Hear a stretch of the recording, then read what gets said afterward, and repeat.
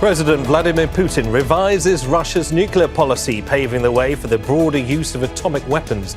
The move heightens tensions with the West and escalates the conflict with Ukraine. What does the change mean for global security? This is Inside Story.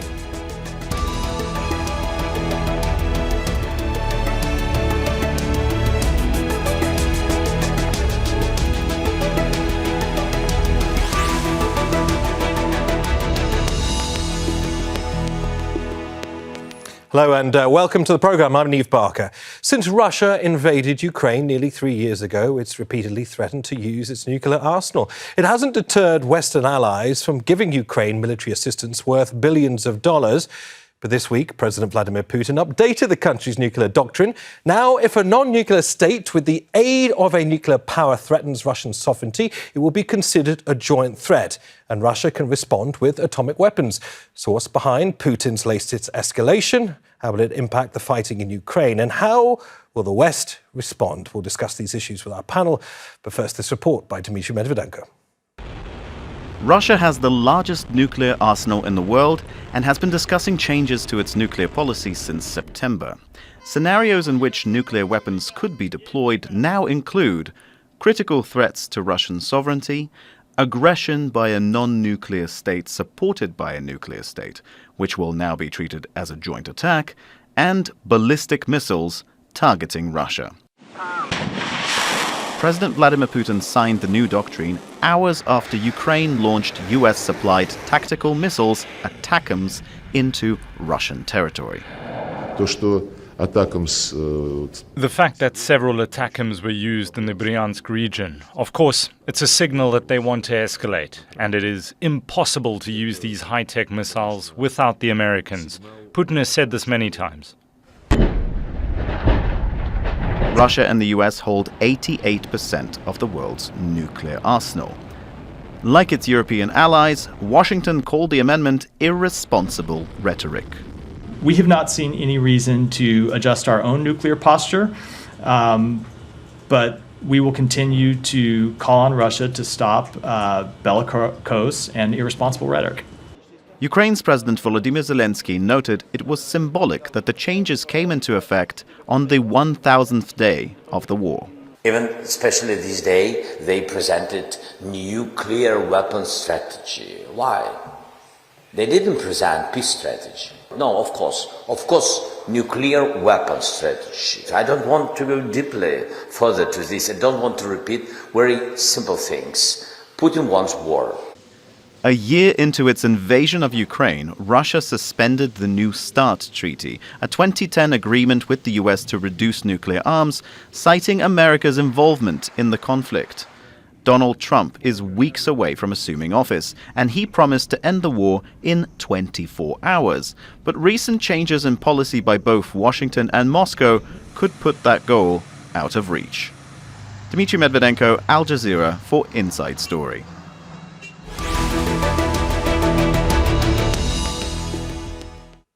All right, let's bring in our guests. From Moscow, we're joined by Pavel Felgenhauer, a Russian defense and military analyst. In Pittsburgh, Pennsylvania, is Colin Clarke, the research director at the Soufan Group, a global intelligence and security consultancy. And in Munich is Marina Miron, a postdoctoral researcher in the War Studies Department at King's College London. Welcome, all three of you, to Inside Story. Pavel, I wonder if I can start with you, if you could set the scene for us. Can you explain why nuclear doctrines exist? The US has its own that it reviews periodically. Other nuclear powers do too. What role do these doctrines serve, especially when they're altered, Pavel? Well, in different countries, they serve basically different purposes because the bureaucratic systems of governance in Russia and America, well, they're very, very different. And the United States is a more legalistic society with a two-party system when the different parties change in power. And then these doctrines, documents that have been legally adopted carry on, though the party in power has changed. In Russia, it's very different. Russia adapted publicly published military doctrines, including nuclear posture doctrine, we're talking about right now. That's kind of mimicking what's happening in the West. The West has such documents. We'll have these documents, and they play a very important role because they play to the nuclear deterrence situation, brinkmanship, which has been used since the beginning, more or less, of the nuclear age in the 50s. And that's important, of course, though in Russia, actually usage of these documents as a directive, when there's when actually they'll be deciding maybe one day to use nuclear weapons or not to use nuclear weapons. They will not, Russian leadership, military and political, will not be looking up the doctrine. Right. They'll be deciding at another ad hoc basis.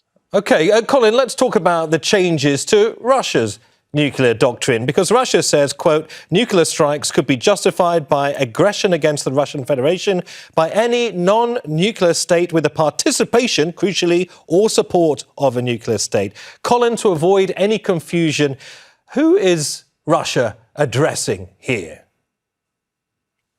Well, this is clearly meant to threaten or blackmail the United States and its continued support for Ukraine.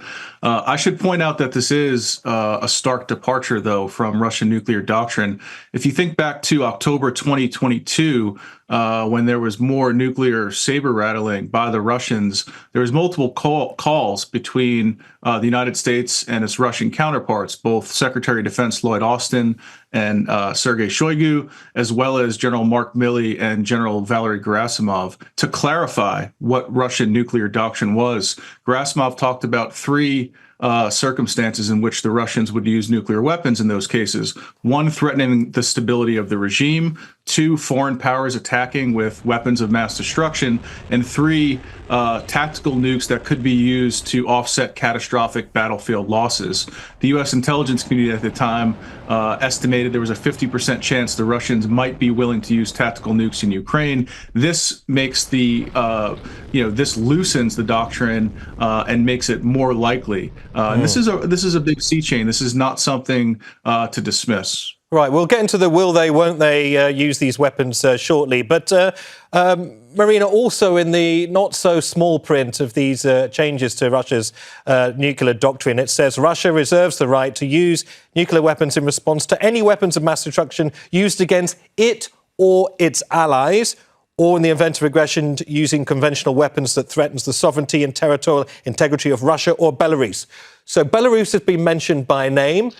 What does Russia mean by its allies? We know, of course, there are large numbers of North Korean troops potentially poised to fight alongside Russia as it attempts to retake Kursk. Is North Korea covered by these tweaks to the nuclear doctrine by Russia? Good day. Well, that is an interesting point, as a matter of fact, and I think there is a degree of ambiguity in terms of who is meant by Russia's allies. Could that also include China, perhaps, and Iran? So I think the fact that these are not named by name is by intention, because the Western world will keep guessing who is it that cannot be attacked or shouldn't be attacked, otherwise the Russians might step in. And I think what is even more interesting here, we have been just talking about Article 11 of a joint attack, but I think we should also look at Article 10 in the Presidential Decree 991. And Article 10 says that one aggression of one state, which is a part of a military bloc or an alliance, is considered as aggression of the entire bloc. And I think these two articles should be considered in conjunction. So while we were talking about the Russians hinting at the United States supporting Ukraine, I think if we combine these two articles, it's NATO. It's not just the United States. So we can't take NATO, obviously, out of the equation here. The threat is a little less veiled than maybe we thought. Marina, can we assume then the US and other NATO nuclear powers will now alter doctrines of their own? Well, I don't know if it's going to trigger any alteration in terms of nuclear doctrine, but it's certainly beginning of this escalation spiral where the deterrent posture is altered by one state might trigger something in other states. And we have seen a similar matters happen with national security strategies, where the Russians would read the American national security strategy and then formulate their own based on what they read. So it's very possible that nuclear doctrines will be adjusted. Well, as I'm sure you can imagine, all this nuclear rhetoric many thought, of course, was consigned very much to the past, is covering a very long shadow over Europe and indeed Russia, with the mood in Moscow. Here's Yulia Shapovalova. According to Kremlin's press secretary Dmitry Peskov, under the new doctrine, the use of Western non-nuclear missiles by the Ukrainian army against Russia may lead to a nuclear response. Former Russian President Dmitry Medvedev threatens the West with World War III in case of any aggression against Russia. Other officials have also repeated Russia's readiness to retaliate, as the updated doctrine gives more room for maneuver. For most people here, though, the news wasn't unexpected, as back in September, President Vladimir Putin announced that the amendments of Russia's nuclear doctrine would be updated, and now the president has just signed the decree. According to Associated Press, the update of the Russian nuclear doctrine was expected by the US too, but the country sees no signs that Russia is preparing to use nuclear weapons in the Ukrainian conflict. So analysts say Russia's new nuclear doctrine is not a plan for the use of nuclear weapons, but a list of potential threats and conditions for the use of such weapons. So they say the doctrine is intended mainly for an external audience, for NATO countries and their allies. And Russia's foreign minister, Sergei Lavrov, has also recommended that they read the new doctrine carefully. Reporting from Moscow, Yulia Shapovalova, Al Jazeera, for Inside Story. Pavel, coming back to you, let's talk about how we got here. What is it about the specific decision by the United States to allow Ukraine to use these longer-range ATACMS missiles within Russia itself? They've obviously had the ATACMS before. They've been able to use them on Ukrainian territory. Now Biden's green-lighted the use of them on the landmass of Russia itself. Why does that now mean Russia feels it needs to rewrite the rules of its nuclear protocol? Well, before, in the first years of this war, most of the fighting was happening in the south, in the territory of Ukraine, in Zaporozhye Oblast, in Donetsk Oblast. And there, when these missiles arrived, the first attack was a very successful, rather successful one against a Russian helicopter base on the shores of the Azov Sea. But now the focus of the fighting has shifted to the north largely, where the front line is on the border, or like in the Kursk region, it's already inside Russia. And the Ukrainians are not basically legally are not allowed to use the weapons they have been provided, because fighting is already not on Ukrainian soil but on Russian soil. So that put them at a tactical disadvantage that right now has been corrected, since the battle most likely will be shifting there very seriously. If the North Koreans join in, it's going to be a big battle in Kursk, and they'll be allowed to use the battlefield weapons, and ATACMS is a tactical weapon. It can't reach Moscow there on the battlefield. So this makes military sense. Russia, of course, does not like it and say that this is a very dangerous move, and that Russia will be resorting to nuclear deterrence. But nuclear deterrence, of course, is not a military factor since 1945. It's a political tool. And it will be used primarily as a political tool. The Russian announcement has already caused some discord within NATO and Europe, where different NATO European members react differently. Is this a bigger threat or a smaller threat? But I believe the main target of this announcement is the incoming President-elect Donald Trump, who during his presidential campaign, and his aides repeat it now, was accusing the Biden administration of moving in the direction of a World War III.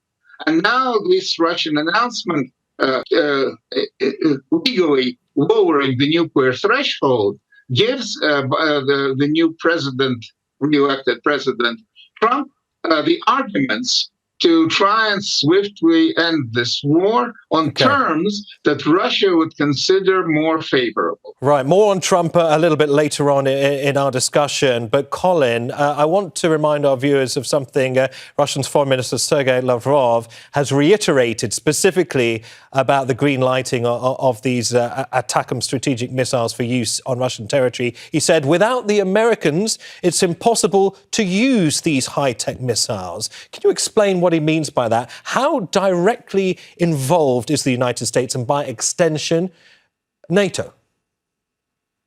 Well, he's talking about the logistics of using these missiles, the targeting data that goes into it. Again, these are fairly complex weapon systems, but it's really not a departure from what the United States and NATO allies have been doing in Ukraine heretofore. It's just a different weapon this time that's got a longer range and the potential to do damage inside of Russian territory, Russia proper. I think it's important to look at the broader geopolitical situation right now. We're 2 months out from an administration change, and we've got both sides, the Ukrainians and the Russians, doing everything they can to solidify, territory, in advance of what's likely going to be, if there is a negotiated settlement, a freezing of the battlefield lines. The Russians have been advancing, Ukrainian defensive lines have been brittle. This is a response to that, and U.S. involvement will continue. Sure. Very keen to know whether all of this jostling for supremacy means a degree of paving the way for a negotiated settlement to all of this. But I'm very, very keen to know what the implications are in terms of European military support for Ukraine going forward, whether or not this change of doctrine by Russia will in any way force a rethink, particularly when it comes to Marina, France, or the United Kingdom deciding whether to go ahead and supply their Storm Shadow Scalp missiles that are similar to the ATACMS. I understand they have a slightly longer range. Will they now rethink doing that, given Russia has clearly laid the gauntlet here? Marina. Well, that's a very interesting question, because we have just mentioned how the Russian nuclear deterrent has lost its deterrent power. That being said, we should also remember how long it took the Allies to approve certain packages of aid for certain armament. I would argue that it did still function in that it slowed down the European support specifically for Ukraine, and the United States, and in some cases the United Kingdom, had to be leading powers to send specific weapon systems before others followed suit, such as the tanks. And so I think because Storm Shadow and Scalp missiles are already in Ukraine, maybe there will be a pause, essentially. But the whole question is, how many can France and UK supply Ukraine with to make a substantial difference on the battlefield? And I think we should also recall what Putin said when he was interviewed about the possibility of Ukraine using long-range weapons inside Russian territory. He also mentioned the fact that it would need to be assessed on a case-by-case scenario. So how significant is the damage caused by those missiles? That being said, it will be also difficult for Ukraine to deliver those missiles, because unlike ATACMS, they are air-to-surface missiles. Therefore, Ukraine would have to use fighter jets. So I'm not sure whether both Britain and the United Kingdom will reconsider supplying or even lifting restrictions on their use, given the fact that there is a limit of what they can achieve. All right, let's continue our discussion in a second, because as you've all alluded, we are in a transition period. We've got the Biden administration on its way out. We've got the Trump administration on its way in. Trump famously, of course, saying that he could end the war in Ukraine in 24 hours. Here's the view from the White House with our correspondent, Kimberly Halkett. The White House is downplaying Russia's shift in nuclear doctrine. It is something the White House believes has long been planned and is nothing more than an attempt to intimidate Ukraine using what the Biden administration calls irresponsible and bellicose rhetoric that it believes will not improve Russia's security. Now, the United States views the recent addition of 10,000 North Korean troops to Russia's war effort as a significant escalation. Still, the White House says it has not seen any reason to adjust its own nuclear posture. Now, President-elect Donald Trump has not commented directly on the shift in Russia's nuclear posture. However, his son, Donald Trump Jr., has, accusing the Biden administration of trying to start World War III in advance of his father's January inauguration. Kimberly Helkett, Al Jazeera, the White House. Colin, coming to you, the assumption, of course, is Trump could simply overturn Biden's latest move to bolster Ukraine by giving it the green light to use these weapons on Russian territory. If that is the case, would Russia then simply reverse this apparent escalation, its tweaks to its doctrine? I'm not sure that it would reverse its doctrine. This is a pretty major step. It may just be content that the fighting has ended or is moving toward an end, and Putin is likely pretty optimistic that he's going to get what he wants. I think there's other things worth mentioning here that kind of impress upon the sense of urgency with the Biden administration these last 2 months. The administration's also approved the use of anti-personnel landmines in Ukraine in an attempt to fortify defensive lines. And the administration sees this really as an escalation in response to the introduction of troops from North Korea, in response to a lot of the Russian escalations here. So I think, we tend to look at these kind of tactical developments back and forth. But when we take a look back, we take a step back and we look strategically from the beginning, February 2022 to the current, the administration is looking at it along those lines. We're now down to the wire. Most signs indicate that the Trump administration will attempt to force a negotiated settlement here, and will likely favor Moscow. Pavel, what do we assume Moscow's demands would be when it comes to a negotiated settlement, given all of the saber rattling we've seen so far from both sides?